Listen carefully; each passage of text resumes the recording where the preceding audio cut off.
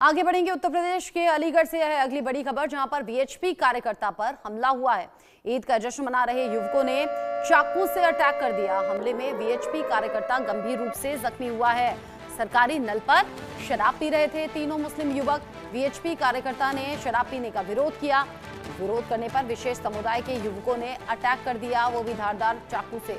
यहां घटना के बाद तीनों आरोपी युवक मौके से फरार हो गए।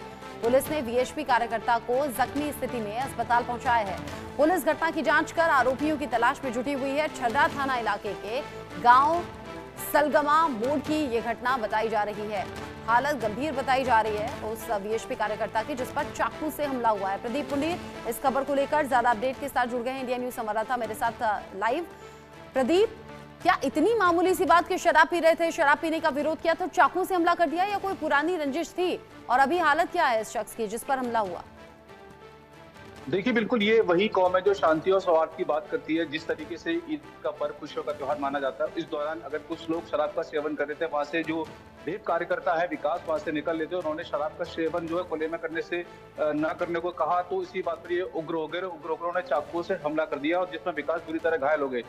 पहले से कोई मामला नहीं था, सार्वजनिक जगह थी, सार्वजनिक स्थल था। पहले ही जब इस तरह की जो जगह होती है वहां पर किसी भी तरीके का नशा करने का मना होती है, और उसी के चलते क्योंकि सरकारी नल, सरकारी जो जगह है, जो सलगमा जो चौराहा है, यहाँ पर ये बहुत काफी भीड़ भाड़ वाला इलाका है। यहाँ पर तमाम लोग आवाजाही करते हैं। इस दौरान अगर ऐसे में ईद का जश्न मनाने के दौरान अचानक से युवकों ने चाकुओं से उस पर वीर कार्यकर्ता जो है विकास उस पर हमला कर दिया।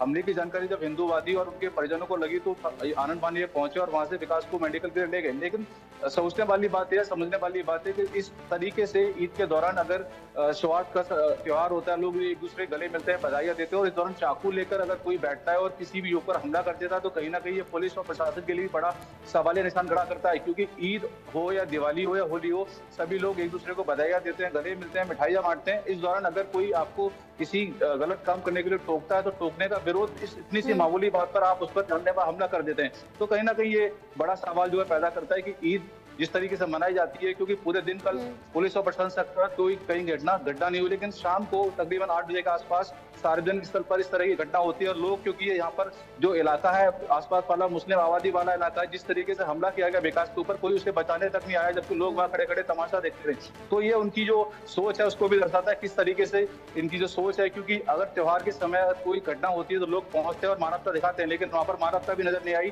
फिलहाल पुलिस का कहना है कि पूरे मामले की जांच कर रही है। जांच के दौरान जो भी तथ्य सामने आएंगे उसके ऊपर जो है कार्रवाई की जाएगी। जी, हालांकि वो तस्वीरें पूरी तरह से, प्रदीप, हम दिखा नहीं सकते दर्शकों को, ब्लर ये तस्वीरें हैं, लेकिन चूंकि मैंने देखी हैं, ऐसा नहीं है कि चाकू सिर्फ एक बार यूं ही मार दिया गया, चाकू बार बार मारा गया है और बुरी तरह से जख्मी इस शख्स को कर दिया गया। ये बताइए, हमला करने के बाद तो ये युवक फरार हो गए, पुलिस क्या कह रही है अभी? बिल्कुल, जैसा कि जानकारी मिल रही है, जो तीनों व्यक्ति और तीनों के तीनों युवक जो है शराब का सेवन कर रहे थे, और इनके पास, तीनों के पास अलग अलग चाकू थे, और तीनों ने एक साथ जो विकास के ऊपर हमला किया। और हमला करने के बाद में जैसे विकास घायल हो गया, तो उसको मरनासन समझकर, यानी मरा हुआ समझकर छोड़कर वहां से युवक जो है मौके से फरार हो गए। पुलिस और इनके परिवारजनों को जब सूचना मिली तो मौके पर पहुंचे। वहां पर जो ये तीनों व्यक्ति जो है हमला करने के बाद फरार हो गए, तो वही पुलिस का कहना है कि जो आसपास के सीसीटीवी फुटेज है उनको निकलवाया जा रहा है, ताकि जो आरोपित है घटना करने के बाद में किस तरह फरार हुए, इसको लेकर जो पुलिस छानबीन कर रही है, और छानबीन के बाद में इनकी गिरफ्तारी